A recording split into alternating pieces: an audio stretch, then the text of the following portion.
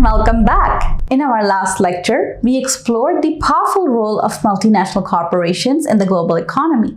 Today, we will shift our focus to a growing phenomenon that challenges the very foundations of globalization, the backlash against it. The rise of the backlash.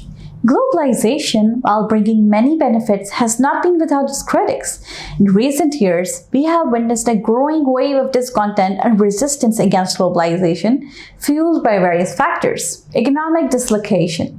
Globalization has led to job losses and economic insecurity in some sectors, particularly manufacturing, as companies relocate productions to countries with lower labor cost. This has fueled resentment and a sense of being left behind among those affected. Cultural anxiety. The rapid spread of ideas, values, and cultural practices across borders has led to fears of cultural homogenization and erosion of national identity. Some feel threatened by the perceived loss of control over their cultural values and traditions. Political alienation. The growing power of international institutions and global elites has led to feelings of disenfranchisement and alienation among some segments of society. People feel that their voices are not being heard and that their governments are no longer acting in their best interest. Inequality. Globalization has been criticized for exacerbating inequality both within and between countries. While some have benefited immensely from globalization, others have been left behind, leading to a growing sense of injustice and resentment. Populism and nationalism. The leading voices. The backlash against globalization has often taken the form of populist and nationalist movements. Populists claim to represent the common people against a corrupt and out-of-touch elite.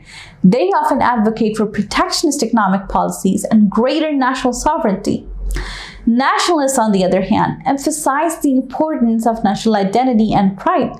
They often view globalization as a threat to their nation's culture and values and advocate for policies that prioritize national interests over international cooperation. Consequences of the backlash.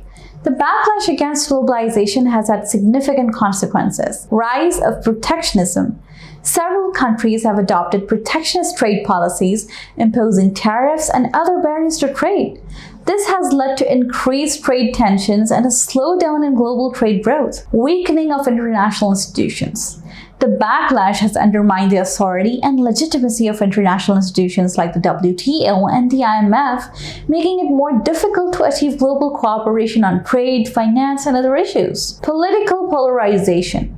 The rise of populist and nationalist movements has deepened political divisions within countries, leading to greater polarization and social unrest. The future of globalization. The future of globalization is uncertain. The backlash against it has raised serious questions about its sustainability and direction. Will globalization continue on its current path, or will it be significantly altered or even reversed? The answer depends on how governments and societies respond to the challenges posed by globalization.